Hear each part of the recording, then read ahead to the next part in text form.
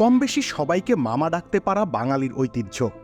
সে বাড়ির সামনের দোকানি হোক কিংবা হোক রেস্তোরাঁর বেয়ারা কিংবা স্কুল গেটের দারোয়ান, এমনকি স্কুল কলেজের বিজ্ঞান ল্যাবরেটরিতে কাজ করা টেকনিশিয়ানরাও এই মামা ডাক শুনে অভ্যস্ত। তেমনই একজন ল্যাব মামা হলেন নস্টাস কেনজিস।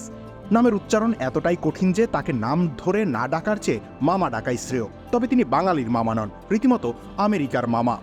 কিন্তু আমেরিকা তো আর পাকিস্তানি ব্যাটারদের মামার বাড়ি নয়, তাই সেখানে কোনো আবদার করা গেল না, কোনো মামির লাঠি আনার দরকার পড়ল না। খোদ মামাই এমন লাঠি নিয়ে আসলেন যে পালাই পালাই বলে দৌড় লাগালেন পাকিস্তানের 3 খান, উসমান, সাদাব ও আজম।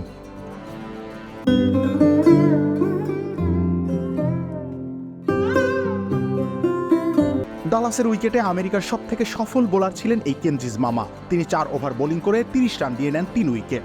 পাওয়ার প্লেতে আঘাত হানার পর পাওয়ার প্লের শেষে তিনি পরপর 2 বলে ফেরান সাদাব খান ও আজম খানকে।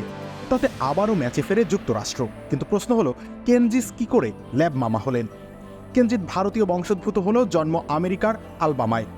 বাবা কৃষি গবেষক, ভারতের কর্ণাটকা থেকে এসেছেন পরিবার নিয়ে। যদিও বয়স 1 বছর হওয়ার আগেই কেনজিসকে ফিরতে হয় ভারতে। কর্ণাটকের চিক্কামাগলুরুতে কেনজিসদের কফির ফার্ম আছে।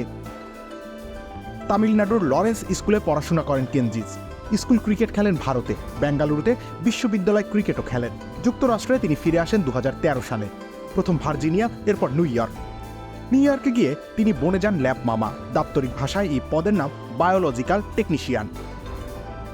আমেরিকার জাতীয় দলে ডাক পান 2018 সালে। ওয়ানডে অভিষেক এর পরের বছর। টি-20 অভিষেকের জন্য অপেক্ষা করতে হয় আরও 5টি বছর।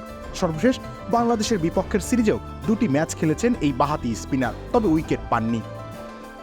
যদিও পাকিস্তানের বিপক্ষে সুযোগ পেয়ে 3 উইকেট, অথচ গোটা টি-20 ক্যারিয়ারে তার উইকেট সংখ্যা সবেমাত্র 7-এ গিয়ে ঠেকল। জীবন এভাবেই কখনো কখনো পাল্টে যায়। রবিউল ইসলাম রনি, খেলা 71।